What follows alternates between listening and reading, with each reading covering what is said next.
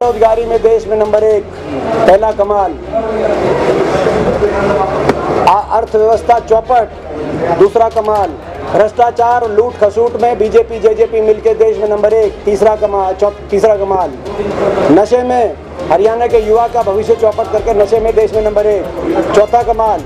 किसान अत्याचार में देश में नंबर 1, 750 किसानों की जान चलेगी, पांचवा कमाल। गरीब कल्याण की सारी योजनाओं बंद करने में 100 गज के प्लॉट से लेकर गरीब के वजीफा से लेकर मनरेगा से लेकर राशन डिपो के ऊपर चीनी दाल तेल बंद करने में देश में नंबर 1। कितने हो गए भाई? ये तो हमें तो बढ़ाने पड़ेंगे, महंगाई में देश में नंबर 1, 8वां कमाल। सबसे महंगा बिजली बिल, सबसे महंगा डीजल पेट्रोल, सबसे ज़्यादा वैट कहाँ? हरियाणा के अंदर आइए। हम स्वागत करते हैं बहुत। मैं भी स्पेशली इसलिए आया हूँ कि भाई राज सिंह अग्रवाल जी और हमारे भाई नरेंद्र जी ये और जो है भागीरथ नंबरदार जी भी जो है शायद वो निकल गए, जो तो आज ही हम हमारे साथ कांग्रेस पार्टी में शामिल हुए हैं और इनके आने से बहुत मजबूती मिलेगी। राज सिंह जी का नाम पूरे हरियाणा के अंदर कौन नहीं जानता। इनकी अपनी एक साख है, इनकी अपनी एक पहचान है और इनकी अपनी एक तपस्या है। तो आज नरेंद्र जी ज्वाइनिंग तो मेरे ख्याल हो चुकी होगी, हो चुकी है, वो अच्छा नहीं लगेगा, वो तो हो गई। तो हम तो अपना इनकी अपनी एक साख है, इनकी अपनी एक पहचान है, तो इनको कोई नहीं जानता। और नरेंद्र भी एक नौजवान के रूप में इन्होंने जिला पार्षद के रूप में और एक लंबे समय इनेलो में एक सबसे प्रमुख युवा नेता के रूप में अपनी एक पहचान बनाई है। आज इनेलो में युवा नेताओं में प्रथम श्रेणी में इनकी गिनती है प्रदेश में। तो ऐसे में ये पूरी टीम जो आज आई है, राज सिंह जी और नरेंद्र जी, उनके आने से हमें बहुत मजबूती मिलेगी। आदमपुर चुनाव में बड़ी मजबूती मिलेगी क्योंकि यहाँ ये भी इनकी कर्मभूमि रही है। और साथ में भागीरथ नंबरदार जी जो हमारे हल्का के बहुत 25 साल तक इनेलो के प्रधान रहे, आदमपुर के बालसमंद गांव से पूर्व जिला पार्षद भी रहे, वो भी आज जो है शामिल हुए कांग्रेस परिवार में। तो कांग्रेस परिवार के सदस्य के रूप में और कांग्रेस वर्किंग कमेटी के एक मेंबर, कांग्रेस की जो हमारी कार्य समिति है उसके एक सदस्य के रूप में मैं बहुत आपका स्वागत करता हूँ। आदमपुर चुनाव कैसा चल रहा है, क्या मुद्दे जो आपको नजर आ रहे हैं? आदमपुर चुनाव का मुद्दा है बदलाव। आदमपुर का चुनाव का मुद्दा है वोट की चोट से इस सरकार को झटका देना, वोट की चोट से एक ऐसे विधायक को झटका देना जो गैर हाजिर रहते हैं, विधानसभा में गैर हाजिर रहते हैं, अपनी विधानसभा क्षेत्र में गैर हाजिर रहते हैं, जब सांसद थे तो संसद में गैर हाजिर रहे, और जो केवल अपने राजनीतिक स्वार्थ से फैसले लेते हैं, लोगों के जो है मान सम्मान की वजह से कोई निर्णय नहीं लेते, जिस तरह से पार्टियां बदलते हैं। शायद वो कुलदीप बिश्नोई जी आज स्वयं ये कहने में असमर्थ है कि कौन सी पार्टी अच्छी है, क्योंकि 3 महीने पहले तक उनको कांग्रेस अच्छी दिखती थी, उसके 4 साल पहले तक उनको भाजपा अच्छी दिखती थी, उसके 4 साल और पीछे चले जाओ तो पहले दोबारा कांग्रेस की अच्छी दिखती थी। तो ये हर सीज़न के साथ ये अपने राजनीतिक स्वार्थ को सिद्ध करने के लिए पार्टियां तो बदली इन्होंने, लेकिन लोगों का क्या फ़ायदा हुआ? आज आदमपुर की बदहाली के लिए कौन जिम्मेदार है? लोग ये सवाल पूछ रहे हैं। क्या खट्टर सरकार जिम्मेदार है बीजेपी जेजेपी की?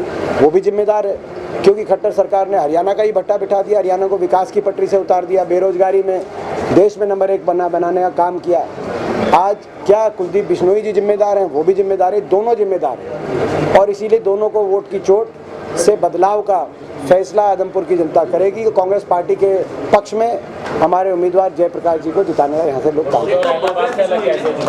हाँ जी, बड़ौदा और इलाहाबाद उपचुनाव से कैसे लगा? देखिए, बड़ौदा में हमने भाजपा जजपा सरकार को, खट्टर सरकार को बड़ौदा में हमने ट्रेलर दिखाया था। आदमपुर में पूरी पिक्चर दिखाने का हम काम करेंगे, ये अलग पूरी फिल्म दिखा और वो सभी लोग कांग्रेस के सभी कार्यकर्ता, शीर्ष नेताओं से लेकर सभी कार्यकर्ता एकजुटता से चुनाव लड़ रहे हैं और सब अपने कार्यक्रम अनुसार और जिस रूप में भी जो इसमें समर्थन कर सकते हैं और अपना प्रयास कर सकते हैं, सभी प्रयास कर रहे हैं। A to Z एक भी कोई कांग्रेस का ऐसा कोई नेता या कोई कार्यकर्ता ऐसा नहीं है जिनका साथ और समर्थन हमें ना मिल रहा। देखिए, ये हमारी ये हमारे संविधान में प्रावधान होता है, ये संविधान में प्रावधान होता है कि जो CWC के स्पेशल इन्वाइटी, मैं स्पेशल इन्वाइटी था, अजय कुमार लल्लू जी भी स्पेशल इन्वाइटी थे, जो हमारे यूथ कांग्रेस के अध्यक्ष हैं श्रीनिवास जी वो भी स्पेशल इन्वाइटी थे, और जो NSUI के नीरज कुंदन जी, तो जो भी स्पेशल इन्वाइटी हैं वो नहीं रहते। कॉन्स्टिट्यूशन के अनुसार जो CWC के परमानेंट जो मेंबर्स होते हैं, परमानेंट इन्वाइटीज होते हैं, उन्हीं की स्टीयरिंग कमेटी बन जाती है जब तक नई CWC का गठन ना हो, जो चयनित की जाती है और जो जिसमें कुछ पद चयनित होते हैं और कुछ नॉमिनेटेड होते हैं। तो ये हमारे संविधानिक अनुसार ये चल रही है। हम स्पेशल इन्वाइटी थे, तो उसमें कोई खास बात। भव्य बिश्नोई ने मैनिफेस्टो जारी किया है अपना।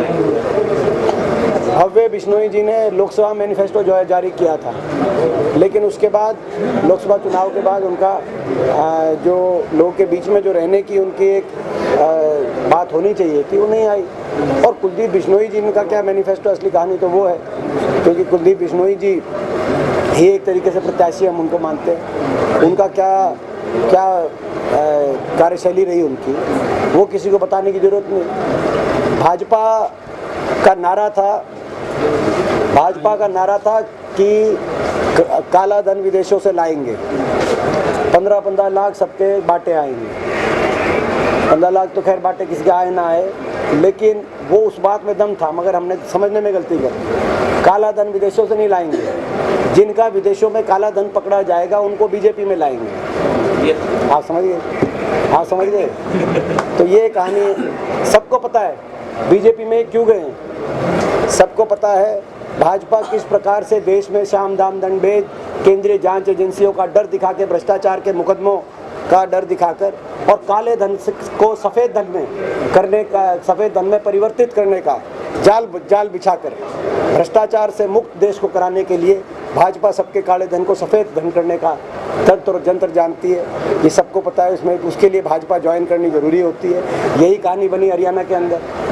मैं नहीं कह रहा, मगर बीजेपी के मंत्री, बीजेपी के नेता और बीजेपी केंद्रीय जांच एजेंसियां कह रही हैं कि विदेशों में इनका कई सौ करोड़ की संपत्ति पकड़ी गई काले धन की। और उसके बाद जब राज्यसभा का चुनाव आया तो फिर राज्यसभा के चुनाव में बीजेपी वोट लेना भी जानती है, ऐसा हो जाए तो। उसके बाद लोगों पर बेवजह उपचुनाव थोपना भी जानती है। इसमें लोगों का क्या लाभ है, प्रश्न ये उठता है। नहीं, क्योंकि झूठे मुकदमे में एक पैसे का भी, हुड्डा साहब पे या हमारे परिवार पे एक पैसे का भी कोई इस प्रकार का कोई मुकदमा जो राजनीतिक मुकदमे बने, झूठे मुकदमे बने, और हमने उनकी पूरी लड़ाई लड़ी और आज आपके सामने। वो भी एक कोशिश थी इसी प्रकार से। तो देखिए, कोशिश बहुत फ़र्क होता है, बहुत फ़र्क होता है झूठे मुकदमे में और जिस प्रकार का मुकदमा था। और जहाँ तक बीजेपी की बात है, हम स्वतंत्रता सेनानी परिवार का जो है, मेरे दादा परदादा वर्षों तक अंग्रेजों की जेल में रहे। अंग्रेज उनको नहीं डरा पाए, उनको पे दबाव नहीं बना पाए वर्षों तक। हम ईमानदारी से और अपने सिद्धांत पे लड़ने वाले जो है लोग हैं, ये इस प्रकार के हथकंडे हमारे पे नहीं चलते। कुलदीप बिश्नोई कहते हैं कि पटेल का स्वर्णिम दौर लौट रहा है, आज नहरों में पानी मिल रहा है, मेरे थोड़े से कार्यकाल में 500 करोड़ रुपए का जो पाइपलाइन में। आप एक काम करो, आप जो है काम करो, आप मेरे ख्याल जो है, आप ये प्रश्न अगर आदमपुर में के पत्रकार होते तो आप ये प्रश्न नहीं पूछते, क्योंकि आज के दिन आप मंडी आदमपुर में चलो, मेरे साथ आदमपुर में चलो, रोड में गड्ढे नहीं है, गड्ढों में रोड है। ऐसी दुर्दशा हमने नहीं देखी। बच्चे स्कूल के आगे धरने पे बैठे हैं कि स्कूल बंद मत करो। किसान तहसील पे धरने पे बैठा है कि किसान को मुआवजा दो। आड़ती मंडी में धरने में बैठा है कि मंडी को ख़त्म मत करो। आम नागरिक अपने घर में बैठा है कि बाहर निकलेंगे तो ये जो रोड के ऊपर इतनी धूल उठेगी तो उससे कहीं बीमार ना हो जाए। ये स्थिति आदमपुर की है। 4 महीने पहले इन्होंने बीजेपी को वोट दी थी, कुलदीप बिश्नोई जी ने। 4 महीने में जो सरकार वोट लेने के समय भी, ये तो वोट लेना था इस समय, वोट लेने के समय भी 4 महीने में जो सरकार ना रोडों में गड्ढे भर पाई, केवल मिट्टी का बिछाव कर दिया, आपने देखा होगा मंडी में। 4 महीने में ना रोड के गड्ढे भर पाई जो सरकार, 4 महीने में ना स्कूल के अंदर शिक्षक दिलवा पाई, 4 महीने में जो सरकार किसान को मुआवजा ना दिला पाई, 4 महीने में जो सरकार विकास की एक ईंट, जब वोट चाहिए थी तब भी विकास की एक ईंट आदमपुर में नहीं लगाई, वो सरकार अगर यहाँ पे फैसला जब हो जाएगा उसके बाद वो क्या करेगी, सबको अंदाजा वही करेगी जो बड़ौदा में किया। जो सच सामने आ गया, जो शिक्षा मंत्री ने कहा कि बड़ौदा में हमने कहा था करके दिखाया। 3 साल हो गए चुनाव, 2.5 साल बड़ौदा चुनाव, और वो बात सच सामने आई कि बड़ौदा में कुछ भी नहीं किया गया। सरकार के 8 साल कैसे देखते हैं? सरकार के 8 साल वो तो 8 कमाल बता रहे हैं। अब वो हम भी निकालेंगे ये 8 कमाल का, हम भी 8 कमाल से जवाब देंगे। है 8 कमाल। बेरोजगारी में देश में नंबर 1, पहला कमाल। अर्थव्यवस्था चौपट, दूसरा कमाल। भ्रष्टाचार लूट खसूट में बीजेपी जेजेपी मिलके देश में नंबर 1, तीसरा कमाल। नशे में हरियाणा के युवा का भविष्य चौपट करके नशे में देश में नंबर 1, चौथा कमाल। किसान अत्याचार में देश में नंबर 1, 750 किसानों की जान चलेगी, 5वां कमाल। गरीब कल्याण की सारी योजनाओं बंद करने में, 100 गज के प्लॉट से लेकर गरीब के वजीफा से लेकर मनरेगा से लेकर राशन डिपो के ऊपर चीनी दाल तेल बंद करने में देश में नंबर 1। कितने हो गए भाई? ये तो हमें तो बढ़ाने पड़ेंगे, महंगाई में देश में नंबर 1, 8वां कमाल। सबसे महंगा बिजली बिल, सबसे महंगा डीजल पेट्रोल, सबसे ज्यादा वैट कहाँ? हरियाणा के अंदर। आइए क्या ये तो 8 हो गए, 8 का जवाब दे दिया। घोटाले बोल दिए जी, भ्रष्टाचार में घोटालों में देश में नंबर 1, वो भी आ गया। अपराध में और कानून व्यवस्था की विफलता में देश में नंबर 1।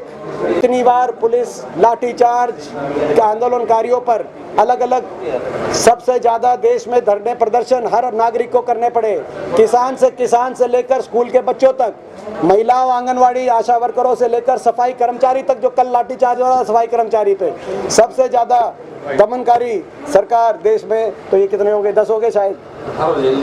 भाई देखो हमारी गिनती थोड़ी कमजोर है शायद। आप गिन लेना आप। तो भाई खट्टर सरकार है कमाल, खट्टर सरकार है कमाल। और भाई कई लोग हो गए मालामाल, और जो लोग हो गए मालामाल उनको सरकार में जो है दोबारा जो है उन्होंने, चाहे वो जेजेपी हो चाहे वो कुलदीप बिश्नोई जी हो, सारे आगे सरकार में। ये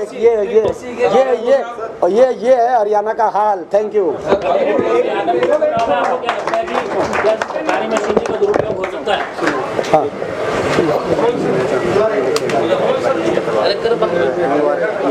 सरकारी मशीनरी का दुरुपयोग की क्या आशंका है? सरकारी तंत्र का दुरुपयोग करना भाजपा की एक आदत रही है। हमने रोहतक लोकसभा चुनाव मैंने देखा, स्वयं विधानसभा चुनाव के अंदर हमने देखा, मगर हमें विश्वास है कि लोगों का जो जन भावना है उसके आगे कहीं सरकारी तंत्र का दुरुपयोग टिक नहीं पाएगा। एक निर्णायक जनादेश हमें यहाँ से मिलेगा। विजिलेंस ने एक एफआईआर दर्ज की है, विजिलेंस ने एफआईआर दर्ज की है एचएसएससी में नौकरी के घोटाले को लेकर एक एफआईआर दर्ज की है। 15 लाख रुपए में नौकरी की विजिलेंस ने एफआईआर दर्ज की। ये कोई नई बात नहीं। हरियाणा में नौकरियों का खरीद फरोख्त सेल जिस रूप से चल रही है, ये कोई पहला केस नहीं है और कोई पहला घोटाला नहीं है। भर्ती घोटालों के लिए हरियाणा कुख्यात हो गया है, आपको पता है। इसीलिए देश में सबसे ज़्यादा बेरोजगारी का शिकार हरियाणा का युवा हो गया है। पेपर लीक एक के बाद एक भर्तियाँ हो ही कहाँ पाई हैं। 2-3 लिस्ट निकली है बड़ी, ये परिस्थिति हो गई। चाहे HPSC हो चाहे SSC हो, खुल के सामने आ गया। विधायकों के लड़के, मंत्रियों के लड़के, सबके नाम, सबकी कॉन्वर्सेशन, सबकी बातचीत, सबकी चैटिंग, सब कुछ आ चुकी है, कुछ बचा ही नहीं। तो ये आज दुख है हरियाणा के नौजवान को कि ये जो व्यवस्था इस सरकार में आई है उसमें नौजवान का भविष्य, उससे नौजवान के भविष्य को चोट पहुंची है।